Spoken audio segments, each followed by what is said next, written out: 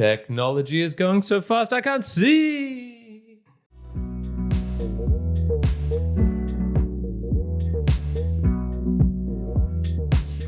Welcome, Mere Mortalites, to another round of the book reviews. My name is Kyrin, host of the Mere Mortals podcast, but also this one where I dive deeper into the books that I'm reading to give you the juicy information that is within, to extract some themes you might not have thought about, and to also look at innovation and where we are heading in human history. Indeed, we do have Energy, A Human History by Richard Rhodes. So this book is published in 2018 and it's about 350 pages in length, a solid 8 to 9 hours of reading for me. And there's also another 100 pages of bibliography of notes and things like that at the end. It is a brief flash through 400 years of human technology and energy. So yeah, trying to cover a long time span in a short book. And in particular, he starts in the 1600s in England, and he goes through basically the transitions, the use cases, and inventions that were required to get us from where we were, which was using wood as the main energy source, to where we are now in the 2000s. So it really showcases how we went through wood and then coal, using that for steam energy, how oil came along, electricity was created, and nuclear, and then renewables, and what's going to come in the next 50 to 100 years. He's got some predictions and even some warnings, I suppose, at the end. It's really focused on the innovations, and so in particular the stories in this. So you will hear of a lot of individual people like Thomas Edison, like James Watt. And there's also accompanied with pictures describing and showcasing what he's describing in the book. So of ships on fire, of advertisements back in the day, horses, photos of actual nuclear energy, and even some charts and things like that. So this book is very heavily West-centric. I'll just get that out at the start. So there's not much of Asian history of their energy sources and how it was used there. And in particular, it's separated into three parts, these being power, light, and new fires. And to be honest, I couldn't even really distinguish what these titles were particularly for. I kind of get it, but it seemed rather arbitrary. And some of the sub-chapters here will be to make for all the world, pursuing Leviathan, a cadence of water, a gift of God, the dark age to come, one-armed men doing welding, things like that. It did seem a little bit arbitrary, which I will talk more about at the end. So who was Richard Rhodes? Well, he was born in 1937 and is still alive and kicking to this day. Very good. He has published 23 books, and they really range in variety of his topics. So a lot of them are about energy and things like this, but he also has from war to prion diseases to even books about childhood abuse. He's probably most famous for his book, The Making of the Atomic Bomb, which was published, I think, 30, 40 years ago, something like that. And is a book I might actually have read 10 to 15 years ago before I started taking notes and doing these, well, obviously before doing these book reviews as well. So I might have read one of his books before, but I can't remember. I would have to reread it or read it again to see if I actually had. But that is his most well-known one, which he got the Pulitzer Prize for, I believe, back in the day. So let's jump on to the first theme, which is technology, the art and craft of unlocking energy. Now, I suppose it's a question of why is this important? Why is energy such a critical thing to humans, and why is it so much part of our history? And pretty much it's because it's fundamental. The law of conservation basically dictates it can't be destroyed, it can only be changed, and it is essentially work. And I think it's interesting where he started off in the 1600s, and if I had to lay a bet, I would say it's probably because that's where maybe that's the second order effects, where we got a bit more complex with our energy. So this is where we would heat the coal to release the heat that is stored within the coal, to convert that to steam, to then convert that into mechanical force to pump up water from the mines, that sort of thing, where it's this kind of looping thing. Whereas before, we might have just been burning wood just to get the heat from it. And so this is where we see, okay, humans are getting a bit more complex. It also could be because of the feedback loop. You heat up coal, you do all this to get the water out of the mine to get more coal. So it's kind of this doubling up of being able to get more resources to get more of the resource that you're trying to burn to, that sort of deal.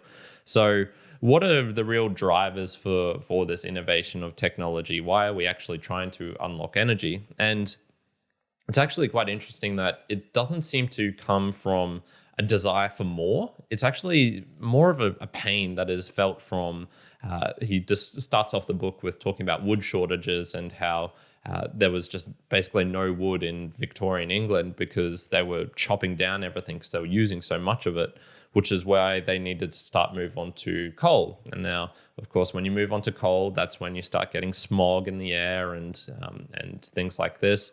And what are the other reasons that you would then need to transition to steam is because, okay, well, we're mining all this coal, but all the early easy deposits are getting filled with water, or we're having to go deeper, and these are starting to fill with water because now we're getting below the groundwater table. Now we need to invent steam to be able to get more of this coal. So it's really funny where it seems that if things just didn't change, we wouldn't actually need to unlock more energy. If for example, pack horses on the roads, there was no real desire for a car because there was real no change in the infrastructure of what was happening with pack horses being used on roads. So this was essentially carrying goods from city to city via horse and cart. And it's really interesting to go, oh, okay, that wasn't a pain because people were just accustomed to that. Nothing was changing there. And it was, only other things being introduced where it was like, oh, all right, we're feeling this pain. And this could be just from environmental forces such as water. It could be from other inventions causing more problems over here, which then cause problems in this industry. And now this industry needs to change. I just find it fascinating that, okay, it's not that we're kind of inherently greedy and asking for more. It's just, we just don't want things to change. And this sparks more change, funnily enough. So I'm sure there are some people and some of the inventors in this were imagining the bright future, but you don't need, you need the phone, the iPhone or the smartphone until someone's invented it and put it in your hands. So very, very interesting for that. Going on to the technology and the art and craft of it, this is where, okay, well, how are these people actually unlocking all this energy? What were they doing to create these inventions, this technology? And it seems like such a mix of art and craft, of skill, of talent and hard thinking, and then also of luck and just question marks. So it's funny that common sense and science doesn't actually seem to help a lot of the time. So I'm going to jump here to page 54, and this is in the 1700s, I believe, where, James Watt is, he's experimenting with all of these boilers and this steam technology that is really becoming important. And he's having some success with this, and he's starting to notice something. And so we go on to this section here. More experiments then into the summer of his marriage. Watt measured how much steam it took to heat a volume of cold water to boiling. To his surprise, he discovered that water converted into steam can heat about 6 times its own weight of well water to 212 degrees. Being struck with this remarkable fact and not understanding the reason of it, I mentioned it to my friend Dr. Black, who then explained to me his doctrine of latent heat. And so then Joseph Black, whose research field we would today call physical chemistry, was the discoverer of latent heat. It had been taken for granted for centuries that adding heat to a substance steadily increases its temperature. To the contrary, Black noted boiling off a small quantity of water takes about 6 times as long as does bringing it to boil in the first place. And so this is where they're discovering, okay, even though you're heating something, in this case water, and you add more heat to it, you'd expect the temperature to rise, which it does. But then it's this funny thing, when it hits 100 degrees, you can keep adding more and more, but the temperature of the water doesn't rise. What the hell's going on? And you're noticing, okay, some of this water is now converting to steam. And so this is where they're discovering, okay, this is where we're having to expend more work, energy to change the state from water to gas. And this just, until you have that fundamental block in place and realize, oh, okay, this is actually what's happening, it just seems so counterintuitive. Why isn't it just linear and it just keeps going up? And this is where we can see, okay, there's a bit of just pure luck. Like it's not common sense to think that. It's common sense to think the other way.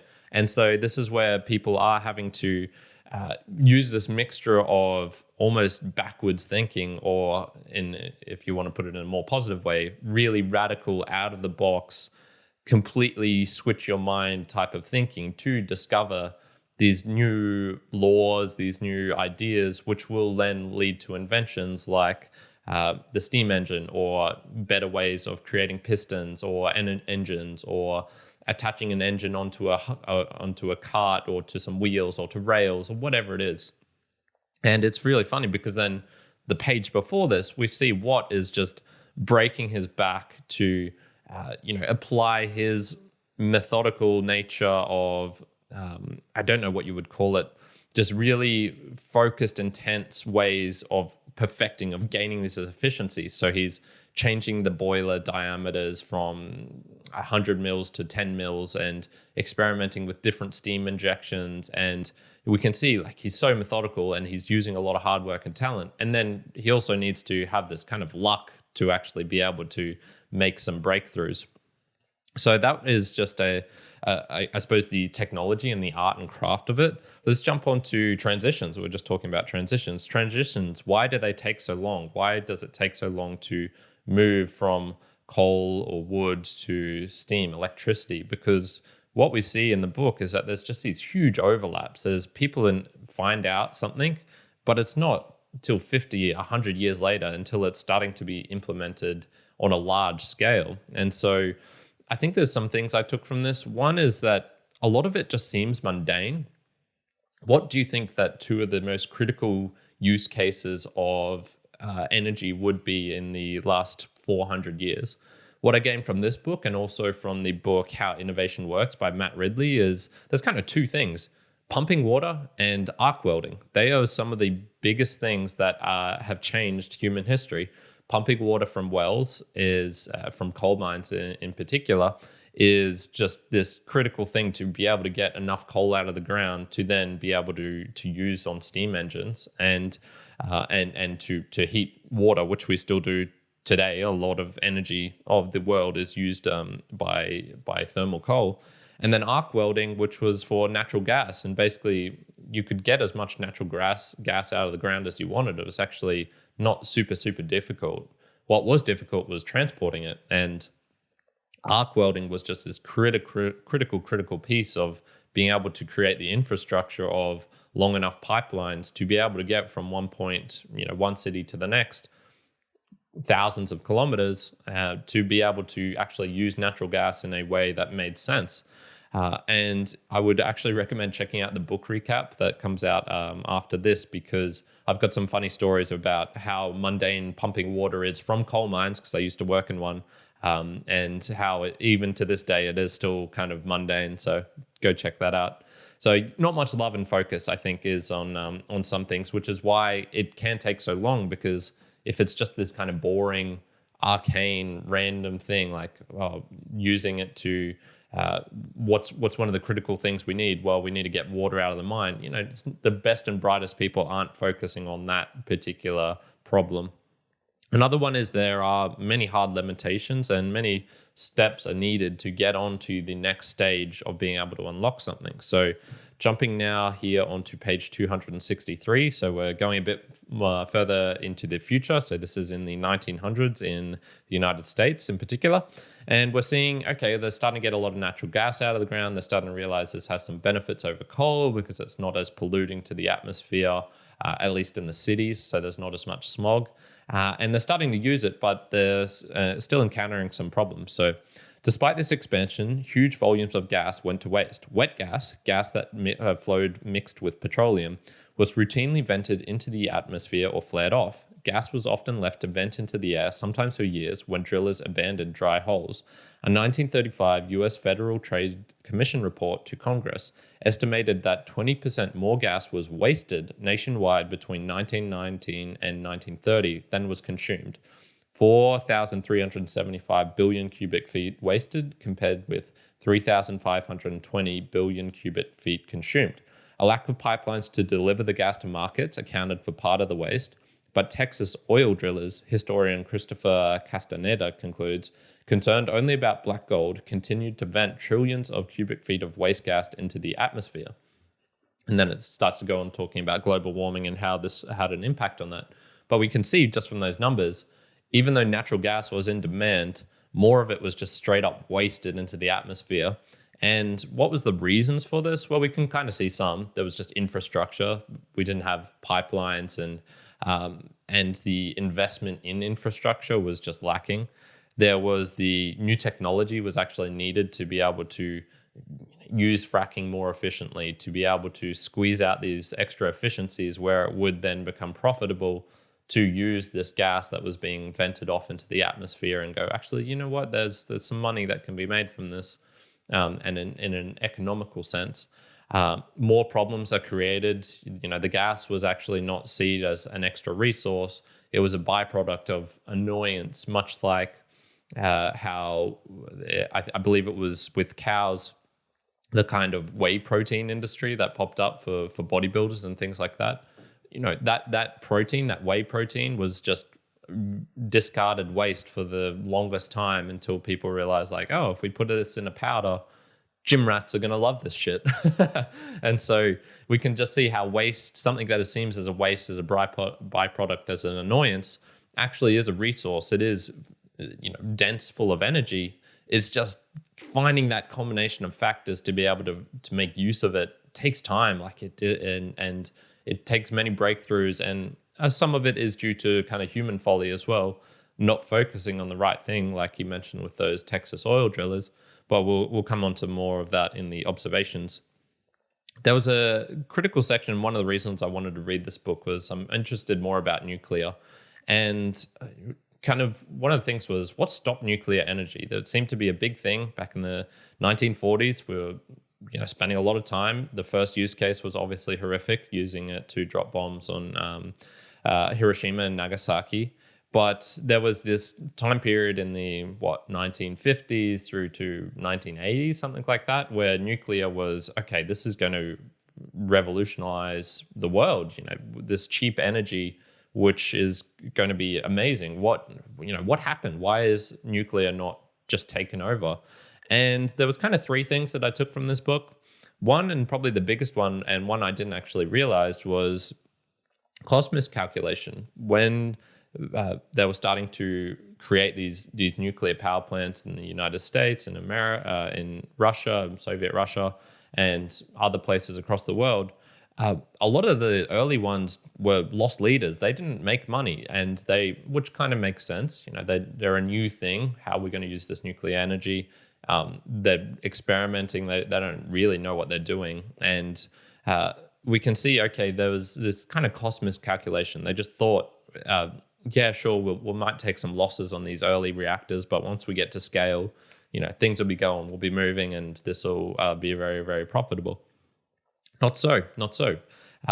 So there was kind of some bad assumptions linked into that, and the rate of progress was kind of overestimated. They thought they'd be able to get things quicker, as well as some faulty assumptions and just, I suppose, bad incentives, because a lot of the reactors they were using were these kind of double reactors where they could use, in the process of creating energy, this would also convert some of the uranium into a byproduct of uranium, which they could then use to make atomic weapons. So it wasn't just being focused on the energy, it was focusing also on this aspect of getting stuff to be able to use to kill other people. And that was in there. And then funnily enough, there was a bit of FOMOing back then. Before FOMO was an acronym. So this is fear of missing out. People were FOMOing into the nuclear thing. It was the big hot thing. And when you're FOMOing into stuff, you make some pretty bad decisions. So that was contributing to it. So that was probably, from what I could tell from this, the biggest aspect of it. Another one was some assumptions related to theories on actual nuclear energy itself and how it affects humans. And there was one called LNT, linear no threshold. And this was basically the theory that was saying that no matter the amount of nuclear energy hitting a human, the nuclear particles, their radiation in this case, there was no, it was linear. So the more you got of it, the worse. And there was no threshold. There would be no aspect where if it's beneath this, it's kind of it's not going to hurt a human. It's not going to be really bad, which is rather silly when you think about it, because we're constantly being bombarded by radiation from our sun. And basically any decision that we make, even in our food, there's, aspects of radiation in there for certain types of foods. And we can see, okay, well, this was not a great theory, but it was kind of in the atmosphere. It was kind of like a fear-mongering thing where people were just so afraid of this stuff of nuclear, and rightly so, because of the horrific way it was first used, was, okay, well, I don't want anything to do with that. I don't want a nuclear power plant next to me, next to my city. And we could see, okay, this was a large part of the science was wrapped up with this. And then funnily enough, was a kind of more social aspect, which was the environmentalist movement, which kind of got mixed with this neo-Malthusian way of thinking, which is, if there's too much energy, the abundant energy is going to lead to too many humans because we'll start giving birth more because we think we can. This is going to lead to food shortages, the population bomb, all of this sort of thing. And so nuclear bad got mixed up with the environmentalist movement, which was by and large kind of a good movement. It's nice to have trees and non-polluted water and clean air and things like this, but you kind of throwing the baby out with the bathwater when you're saying nuclear equals bad, when nuclear by and large is the safest, most cleanest source of energy that we have to date. And it's still kind of got this bad taint, this aura to it. So there's quite a few things getting mixed up there of why nuclear didn't have a strong start to begin with in the 1950s to 1970s, 1980s.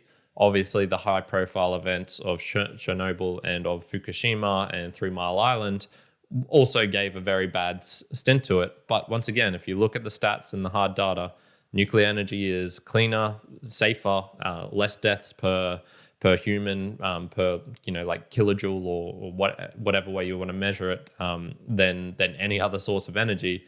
And it's just like, well, geez, why are we not there yet? Why haven't we done it? And so this is where we get onto kind of the future. So if you jump onto page 339, and you will see on your screens now, there's this really, really interesting chart, which was the historical evolution of world primary energy mix. So basically on the y-axis, we have a log scale of the percentage of energy, so how much of energy is being used by humans across the world. And on the x-axis is where we have just time going from the 1850s to the 2100s. And what we see is these really interesting curves where wood was the predominant one, about 70% of the energy source of humans in the 1850s.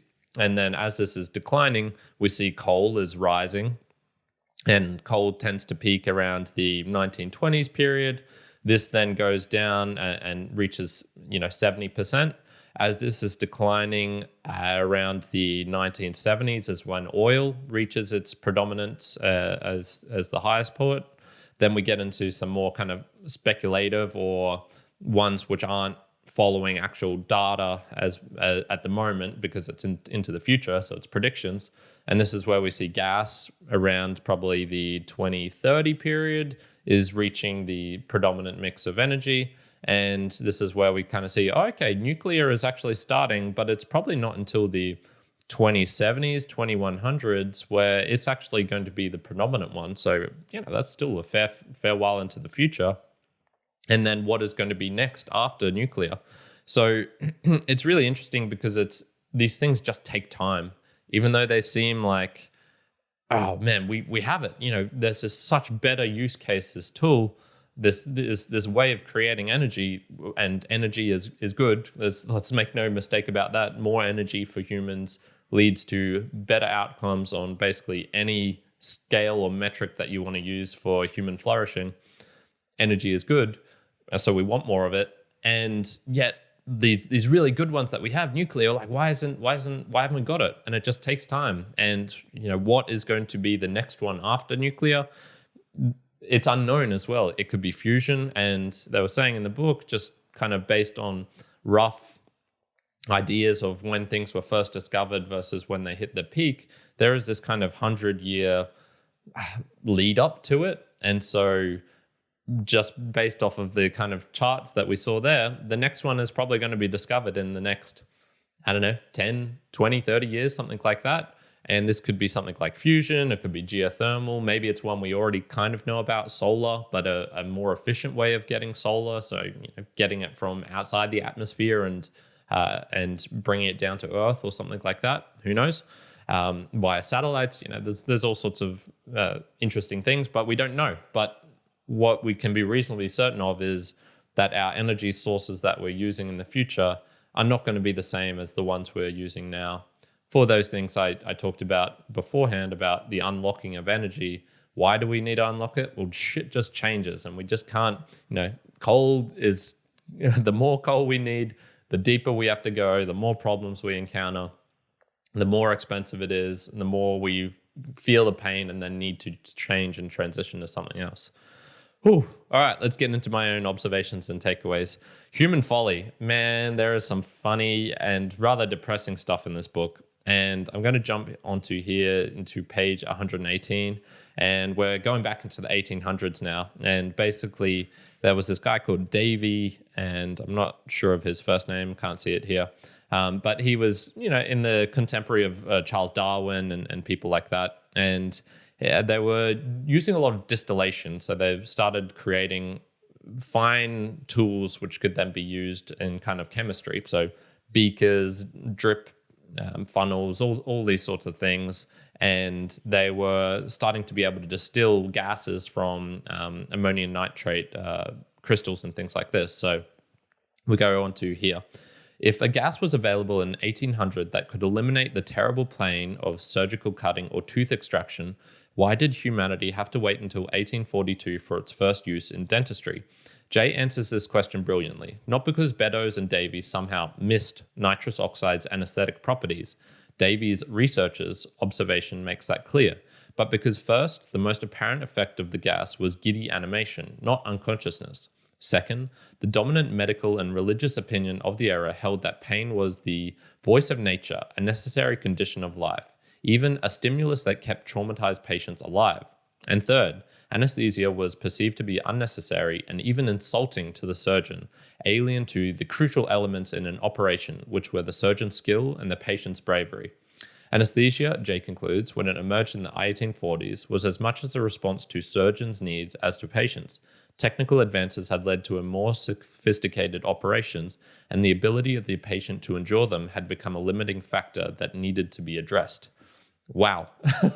the surgeon's skill, insulting to my surgeon's skill to be able to not feel pain.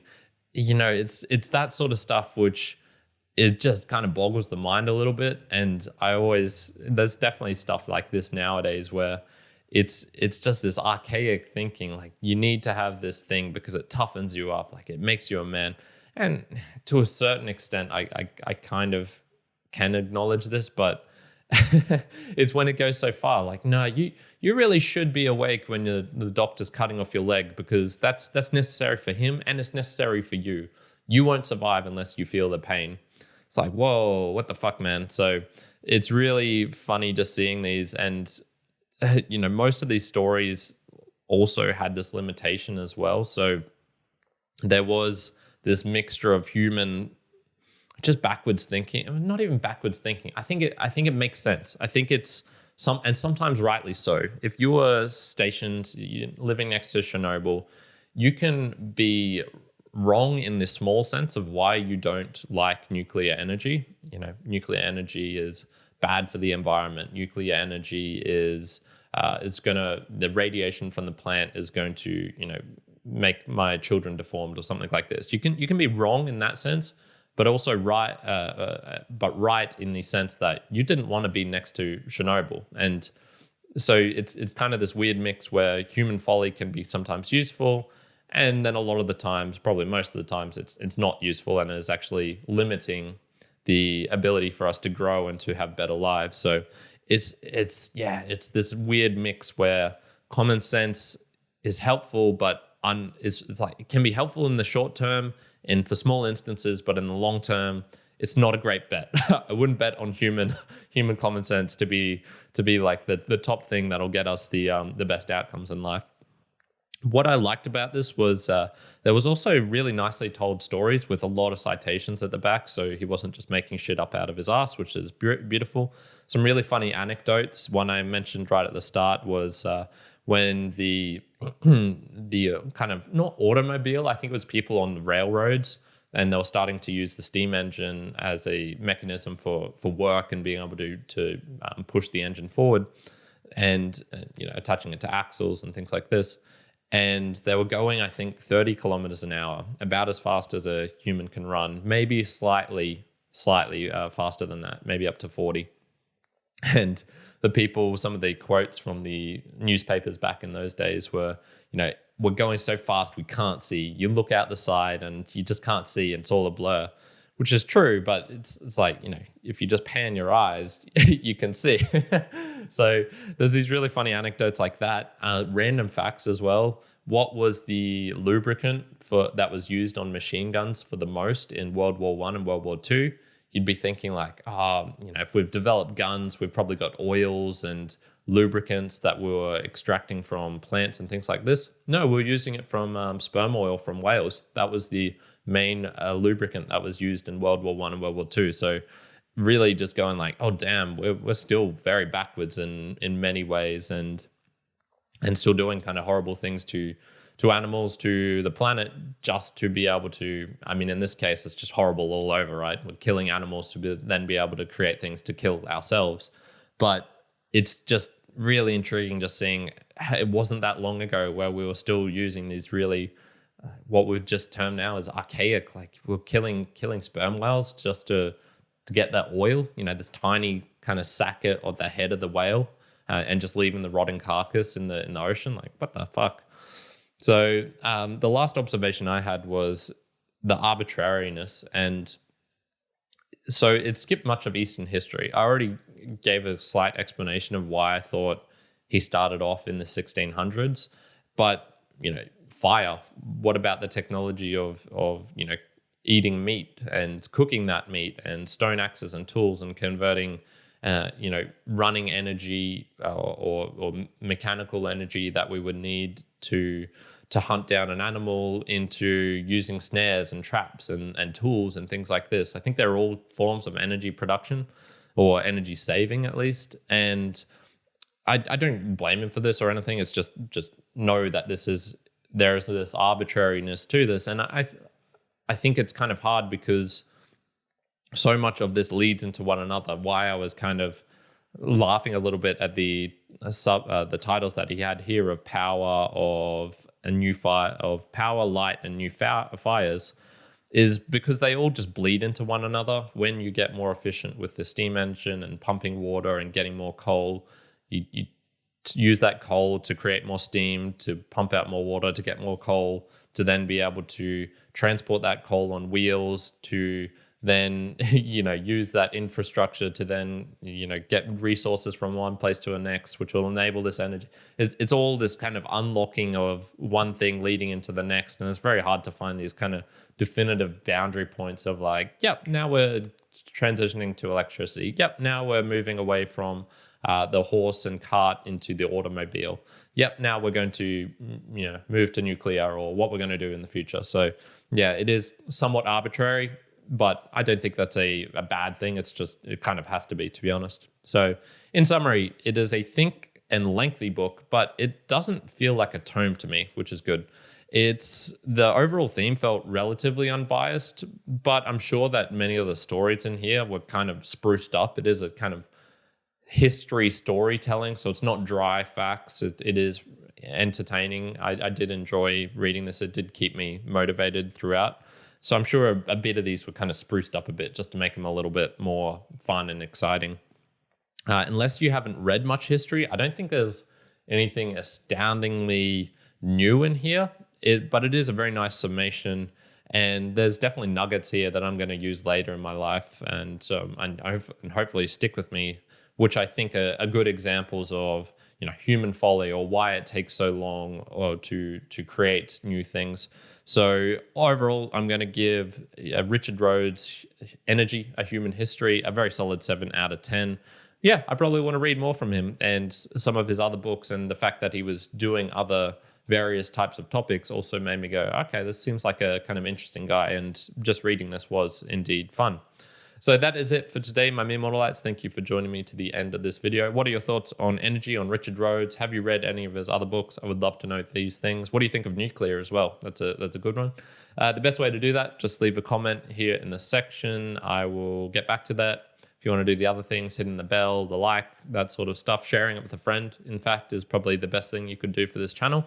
And yeah, check out the end of month book recap as well, is what I would recommend, because there's going to be some changes coming up to the channel. And if you want an explanation of what they are and why I'm doing that, best to go there. Other than that, I really do hope you're having a fantastic day wherever you are in the world. Ciao for now. Kyrin out.